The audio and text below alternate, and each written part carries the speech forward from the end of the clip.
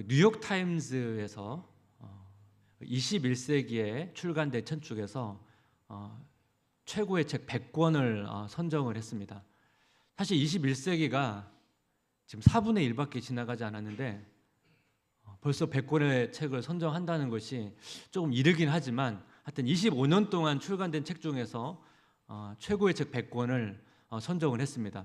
제가 그 100권의 내용을 보니까 그 한국인 저자가 한 2명이 있었습니다. 첫 번째는 이제 한강이라는 소설가고요. 그 영국에서 출간된 그 소설 가운데 그 해 최고의 책을 뽑습니다. 근데 영어로 번역된 소설 중에서도 최고의 책을 뽑는데 이 한강이라는 소설가가 그 맨 부커 국제상을 받았거든요. 이 한강의 이제 채식주의라는 책이 이 100권 안에 이제 선정이 됐습니다. 또 다른 한 명은 이민진입니다. 이민진. 이 재미교포인데요. 이 이민진의 소설 파친코가 이 100권 안에 선정이 되었습니다. 이 드라마로도 이게 반영이 되어서 아마 드라마로 이 파친코를 아마 보신 분도 계실 것 같습니다. 이 소설의 내용은 이렇습니다. 1920년대 한국에서 이제 일제가 침략하고 그 침략 시대에 이제 일본으로 건너간 이제 자이니치라고도 불리는 이제 제일 동포의 삶을 다룬 소설입니다. 그 일본의 차별과 또 핍박 속에서 그 일본에서 이제 생존해 가는 그런 제일교포의 삶을 그린 소설이거든요.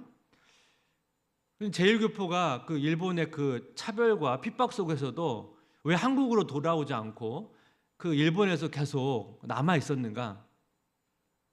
그 내용을 보게 되면 여러분 한국은 일제 침략 시대 이후에 곧바로 이어서 한국 전쟁이 일어납니다. 그 한국 전쟁 때문에 또 남갑으로 갈리게 되죠. 그러다 보니까 제일교포 안에 어떤 생각이 있었냐면 북한으로 가면 이제 죽는다. 또 한국으로 가도 똑같이 힘들다. 왜 한국에 가도 힘듭니까? 일제 침략 시대, 그다음에 한국 전쟁. 그러니까 거의 한국은 굉장히 황폐화되었거든요. 그래서 일본에서 겨우 이제 생활의 기반을 잡았는데 이 한국에 가도 너무 이제 먹고 사는 게 힘든 상황인데 거기서 다시 생활의 기반을 잡는 것은 일본에서 하는 것만큼 한국도 힘들다는 거예요.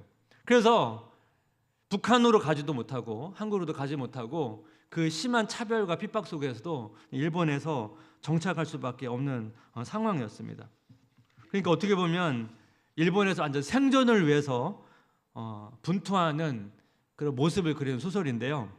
그 파친코의 그 첫 소설, 그 소설의 첫 문장이 어떻게 보면 그 함축적으로 그의 삶을 보여줍니다. 제가 한번 읽어보겠습니다. 역사는 우리를 저버렸지만 그래도 상관없다.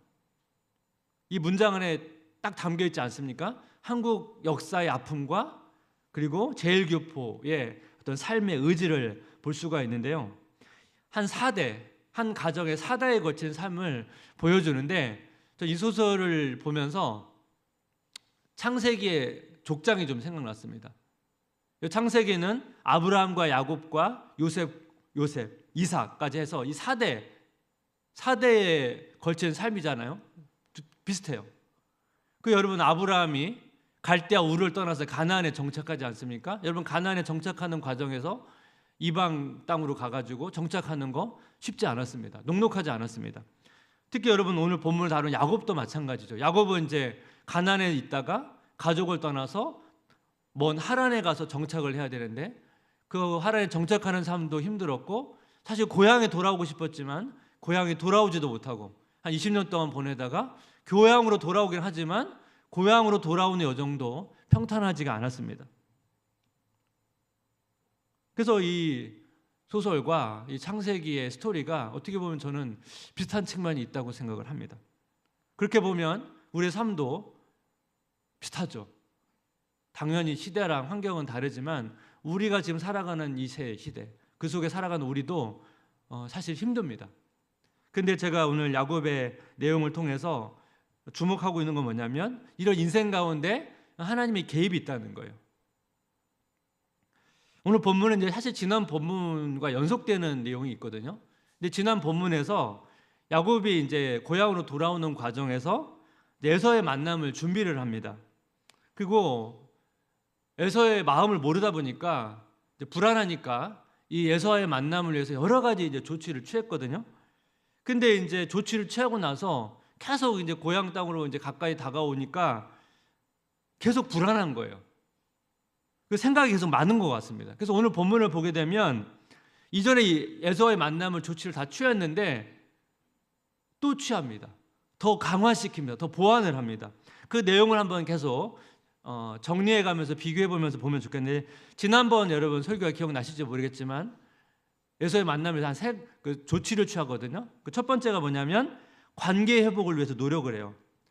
야곱이 종을 보내서 에서에게, 에서는 주라고 말하고 야곱은 종이라고 표현하면서 자기 자신을 낮춥니다.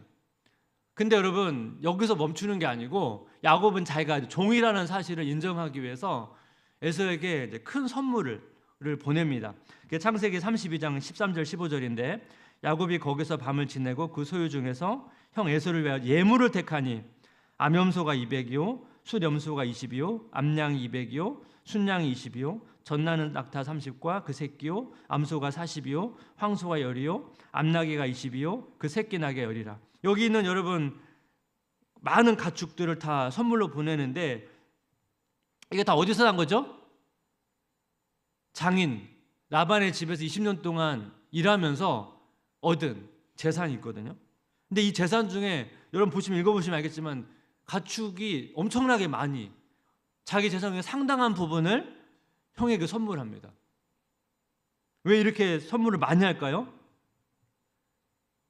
여러분 재산이 아무리 많으면 뭐합니까? 지금 자기 인생이 죽을지도 모르는데 이 재산이 아무 의미가 없잖아요. 그러니까 에서에게 아낌없이 자기 재산의 상당한 부분을 선물로 보냅니다. 두 번째 조치가 뭐냐면 만약을 위해서 대비합니다. 그래서 어떻게 대비를 하냐면 에서가 공격할 것을 대비해서 두 때로 나눠서, 가족과 소유를 두 때로 나눠서 한쪽이 공격하면 한쪽을 살리는 방식을 취하는데, 야곱이 이 두 때로 나눈 정도가 아니고 더 많이 세분해서 나눕니다. 가축과 사람을. 그리고 나서 여러 팀을 만들면서 특별한 방식으로 에서에게 보내는데, 창세기 32장 16절 18절입니다. 그것을 각각 때로 나누어 종들의 손에 맡기고 그의 종에게 이르되 나보다 앞서 건너가서 각대로 거리를 두게 하라 하고, 그가 또 앞선 자에게 명령하여 이르되 내 형 에서가 너를 만나 묻기를 내가 누구의 사람이며 어디로 가느냐, 내 앞에 것은 누구의 것이냐 하거든 대답하기를 주의 종 야곱의 것이요 자기 주 에서에게로 보내는 예물이오며 야곱도 우리 뒤에 있나이다 하라 하고. 이게 뭘까요? 자기 소유와 가족들을 더 세분하게 나누는데 이제 종들을 먼저 그 소유와 같이 선물과 같이 보내는데 시간 간격을 두어서 여러 때로 나눈다는 거예요. 이게 무슨 얘기냐면 야곱이 선물을 많이 준비했잖아요. 한 번에 다 주지 않습니다. 시간을 두고 때를 나눠서 뭐예요? 시간 간격을 두고 계속 보내는 거예요.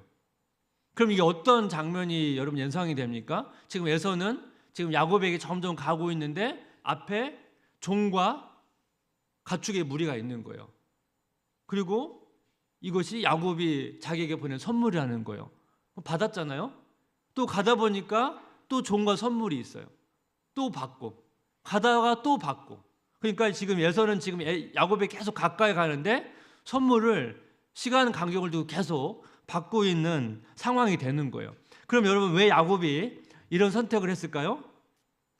한꺼번에 줬는데 그 에서의 마음이 안 풀리면 죽잖아요. 그러니까 어떻게든 여러 번 선물을 한 번에 주는 게 아니라 나눠서 에서의 마음을 풀려고. 그래서 여러분 창세기 32장 20절 하반절을 보니까 이는 야곱이 말하기를 내가 내 앞에 보낸 예물로 형의 감정을 푼 후에 대면하면 형이 혹시 나를 받아주리라 함이었더라. 야곱이 인간의 심리를 진짜 잘 아는 사람이에요. 야곱이 요즘에 와서 사업을 했으면 진짜 잘했을 것 같아요. 한 번에 보내기보다는 계속된 선물을 보냄을 통해서 그 에서의 마음이 풀리기를, 그런 이제 전략과 지혜를 쓴 것입니다.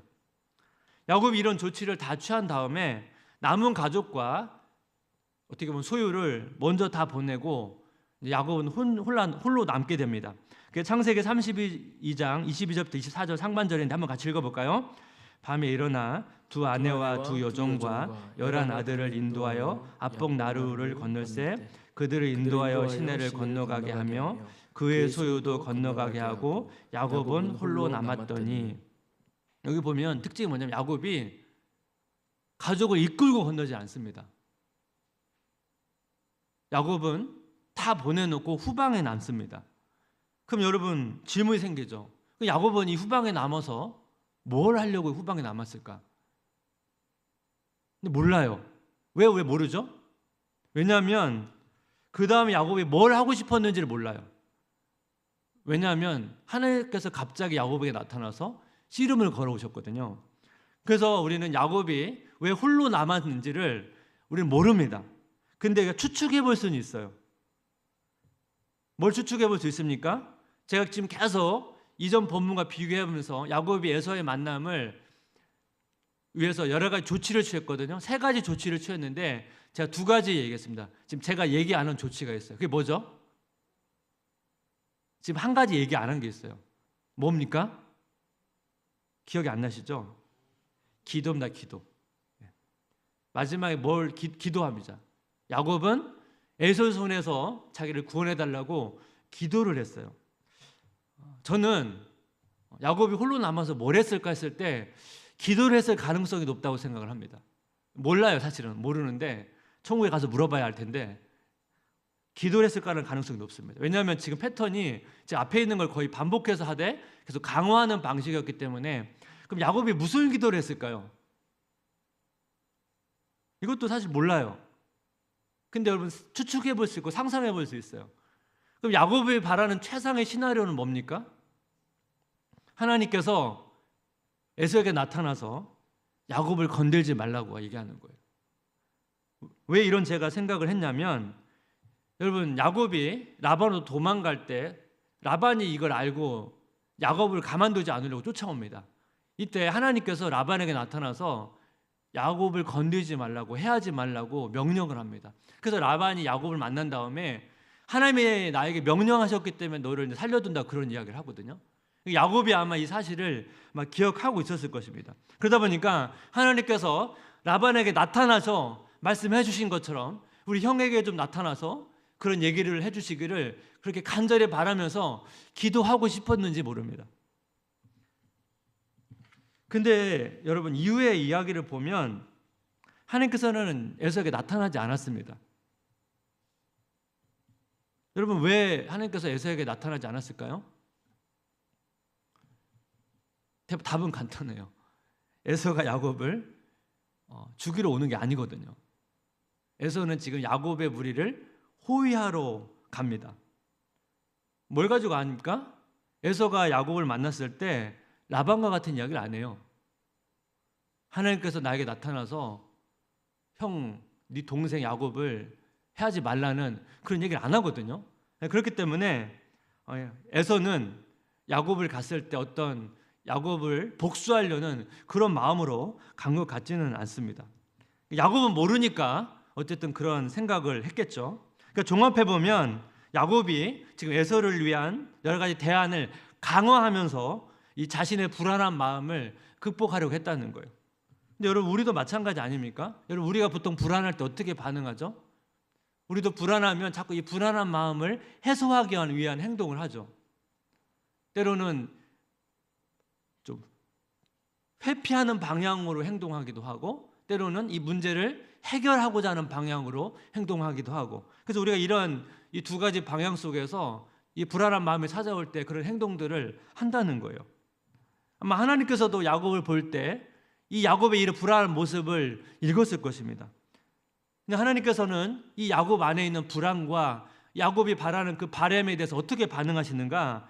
창세기 32장 24절, 야곱은 홀로 남았더니 어떤 사람이 날이 새도록 야곱과 씨름하다가, 하나님께서 야곱에게 씨름을 걸어오셨는데 여러분 되게 당황스러운 거죠. 그렇죠? 이 상황을 보게 되면 아마 야곱이 생각했던 것과는 좀 다른 방식으로의 반응이 온 것입니다. 여기 질문이 생겨요. 첫 번째 질문은 뭐냐면 하나님께서는 왜 야곱의 기도 응답으로 에서가 아니라 야곱에게 나타났는가? 야곱은 에서의 손에서 구원해달라고 하나님께 기도한 적이 있습니다. 그렇지 않습니까? 이 기도를 보게 되면 우리의 기도의 모습과 많이 닮았죠. 우리의 기도는 주로 어떤 문제가 해결되거나 어떤 다른 사람의 변화에 초점이 좀 있습니다. 야곱도 에서의 마음을 바꾸려고 여러 가지 조치를 취하고 또 에서의 손에서 구원해달라고 하나님께 기도하지 않습니까? 그런데 하나님께서는 에서가 아니라 야곱에게 나타났다는 거예요. 그럼 여러분 여기에는 하나님께서 어떤 의도가 담겨 있습니까? 야곱아, 지금 상황에서 중요한 것은 에서가 아니야. 너를 인도하고 있는 나 하나님이야. 너는 지금 에서와 상대할 필요가 없어.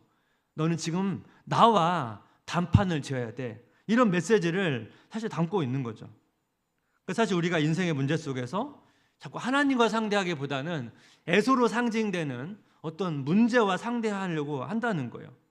비록 야곱은 기도하기는 했지만 여러분 기도의 순서를 보면 항상 마지막에 기도를 합니다. 먼저 여러 가지 인간적인 방법들을 다 조치한 다음에 마지막에 기도하지 먼저 하나님께 의지하지 않는다는 거죠. 그러니까 이 우선순위 속에서 뭐가 있죠? 야곱의 불안한 마음이 있는 거예요. 또 불안하고 조치를 취했지만 이 조치가 충분한가? 그런 마음 때문에 계속 뭔가 마음의 평안을 갖지 못하는 그런 야곱의 모습을 볼 수가 있는 것이죠. 하나님께서 이런 야곱의 모습을 아시고 강권적으로 찾아가서 에서가 아닌 하나님을 바라보도록 인도하신다는 거죠. 이것이 하나님께서 야곱이 아닌 에서가 아닌 야곱에게 나타나신 이유라는 거예요. 그렇다면 여러분 질문이 또 하나 생깁니다. 하나님께서 야곱에게 나타나셔서 말로 하면 되지 왜 굳이 이 씨름이라는 방식으로 야곱에게 나타나셨는가요? 왜 굳이 씨름이요? 하나님께서는 야곱에게 말이 아닌 어떤 행동을 통해서 지금 메시지를 전하고 있는데 이 씨름은 사실 경쟁이거든요. 이 경쟁은 싸워서 이겨야 돼요. 이 씨름은 야곱의 인생과 닮아 있습니다. 야곱은 계속 누군가와 경쟁해서 이겨야 되는 삶이었어요. 씨름과 같은 삶이죠. 과거 야곱은 형 에서와 경쟁을 했고 또 장인 라반과 경쟁해야 됐습니다. 그리고 지금 다시 에서를 만나고 지금 야곱은 또 에서와 경쟁을 준비하고 있습니다. 하나님께서는 야곱의 인생이 어떤 삶인지를 직면할 수 있도록 야곱이 직접 몸으로 느끼면서 체득할 수 있도록 이 씨름이라고 하는 방식을 택했다는 거예요. 왜 여러분 이것이 중요합니까? 우리는 말로 잘 설득이 안 됩니다. 우리는 자기의 생각이 있고 자기 확신이 있고 그러다 보니까 잘 우리가 말로 설득이 잘 되지 않습니다. 이미 여러분 하나님께서 야곱에게 나타나셨잖아요. 함의 군대를 보여주셨잖아요. 근데 야곱이 여러분 그 군대를 본 것이 그 삶에 영향을 미칩니까? 전혀 미치지 않습니다. 소용이 없는 거예요. 그러니까 하나님은 지금 또다시 그 방법으로는 안 되니까 다른 방식으로 야곱을 설득하고 있다는 거예요. 그것이 바로 씨름이라는 방식입니다. 넌 지금까지 지금 계속 누군가와 경쟁하고 살았는데 너 그 삶이 행복했니? 너는 그 삶을 계속 바라고 있니? 에서로부터 도망가고 라반으로부터 도망가고 이제 고향으로 돌아와서 또 그 삶을 반복하려고 그러니? 인생은 경쟁을 이겨서 복을 얻는 게 아니고 하나님과 씨름해서 복을 얻는 거야. 이 메시지를 지금 전해주기 위해서 지금 하나님께서 야곱에게 씨름을 하고 있다는 거예요. 내가 지금까지 걸어왔던 그 경쟁의 삶의 마침표를 찍고 이제 하나님의 약속을 붙들고 하나님을 의지하면서 그 복을 얻는 삶을 살라고 말씀하고 있는 거죠.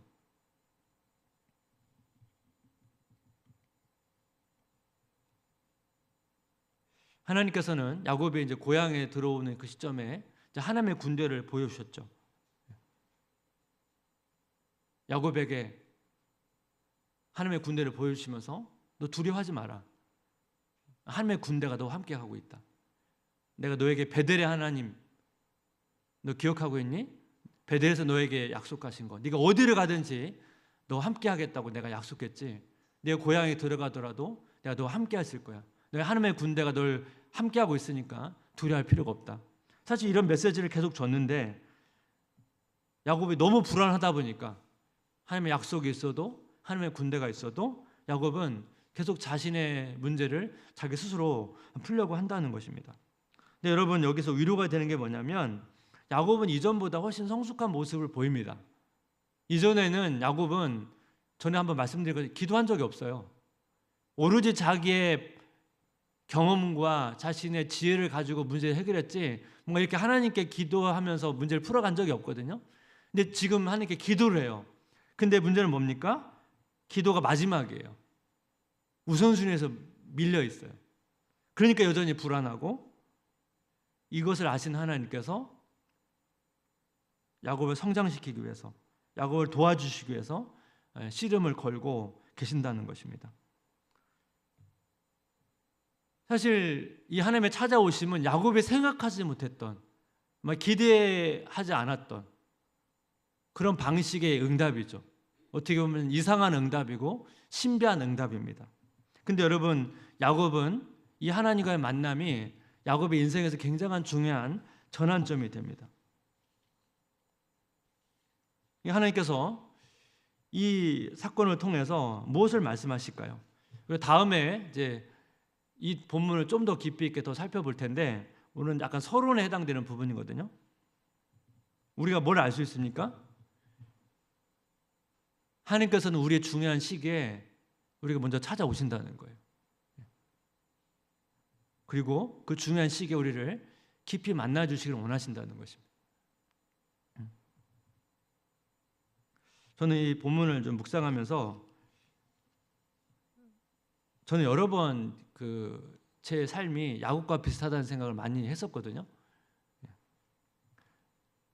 어린 시절에도 그리고 대학 때도 직장 다닐 때도 제 개인적으로 약복강 강가와 같은 그런 시간들이 몇 차례 있었습니다. 하나님과 씨름했던 그런 시간들이 있습니다. 그때마다 다 씨름했던 내용은 다르지만 돌아보니까 그 시간이 하나님께서 저를 다루시고 깊이 만나주셨던 시간이라는 생각을 하게 됩니다. 그리고 사실 우리 인생의 중요한 시간에 이렇게 하나님께 찾아오시지만 사실 돌아보면 우리 하루하루가 다 중요해요. 그렇지 않습니까? 어떤 시기만 중요한 게 아니고 우리 매일매일이 사실 중요한 순간이거든요. 그렇다면 하나님께서 중요한 시기에 우리에게 찾아오시는 것처럼 우리가 그걸 깨닫고 또 우리 하나님 앞에 이 야곱의 모습처럼 꼭 찾아와야만 우리가 하나님을 붙잡는 게 아니고 이미 찾아와 계시거든요. 사실 우리 안에 내주하시고 그렇다면 우리가 이런 야복강의 은혜를 매일매일 구하는 것이 우리에게 중요하지 않나 그런 생각을 하게 됩니다. 제가 전에 한번 주일 설교에서 이 간절한 마음의 회복이 필요하다고 했지 않습니까? 야복강 강가에서 야곱이 하나님을 붙잡고 간절히 매달리며 하나님 나에게 복을 주지 아니하면 놓을 수 없다고 했던 그런 간절함 그 은혜가 우리에게 필요합니다. 그래서 삶의 순간순간마다 우리에게 찾아와 주시고 또 만나 주시는 그 하나님을 깊이 경험하시는 성도님 되시기를 주님의 이름으로 기도하고 축복합니다. 우리 같이 한번 말씀을 좀 기억하면서 우리 그 하나님을 고백하고 찬양하며 나갔으면 좋겠습니다. 마음속에 어려움이 있을 때 마음속에 어려움이 있을 때 마음속에 어려움이 있을 때 마음속에 어려움이 있을 때 마음속에 어려움이 있을 때 주님 내게 먼저 오사 주님 내게 먼저 오사 내 마음을 만지고 주님 앞에 나올 수 없을 때, 주님 앞에 나올 수 없을 때, 주님 앞에 나올 수 없을 때, 주님 앞에 나올 수 없을 때, 주님 앞에 나올 수 없을 때, 주님 앞에 나올 수 없을 때, 주님 날 먼저 안으시네. 그럼에도 불구하고 날 사랑하시네. 하나님의 사랑은, 하나님의 사랑은 나의 모든 걸 덮고, 그럼에도 불구하고 날 안아주시네. 내 하나님을 부를 때 아버지라 부르죠. 우리 다시 한번 고백할까요? 마음속에 어려움이 있을 때, 마음속에 어려움이 있을 때, 마음속에 어려움이 있을 때, 마음속에 어려움이 있을 때, 마음속에 어려움이 있을 때, 마음속에 어려움이 있을 때, 주님 내게 먼저 오사, 주님 내게 먼저 오사, 내 마음을 만지고 주님 앞에 나올 수 없을 때, 주님 앞에 나올 수 없을 때, 주님 앞에 나올 수 없을 때, 주님 앞에 나올 수 없을 때, 주님 앞에 나올 수 없을 때, 주님 날 먼저 안으시네. 그럼에도 불구하고, 그럼에도 불구하고 날 사랑하시네. 내 하나님의 사랑은, 나의 모든 걸 덮고, 그럼에도 불구하고 날 안아주시는 내 하나님을 부를 때 아버지라 부르죠. 그 사랑 얼마나, 그 사랑 얼마나 아름다운지, 그 사랑 얼마나, 그 사랑 날 부욕해 하는지, 날 부욕해 하는지, 그 사랑 얼마나 크고 놀라운지를, 그 사랑 얼마나 나를 감격하게 하는. 다시 한번, 그 사랑 얼마나, 그 사랑 얼마나 아름다운지, 그 사랑 얼마나 날 부욕해 하는지, 그 사랑 얼마나 크고 놀라운지를, 그 사랑 얼마나 나를 감격하게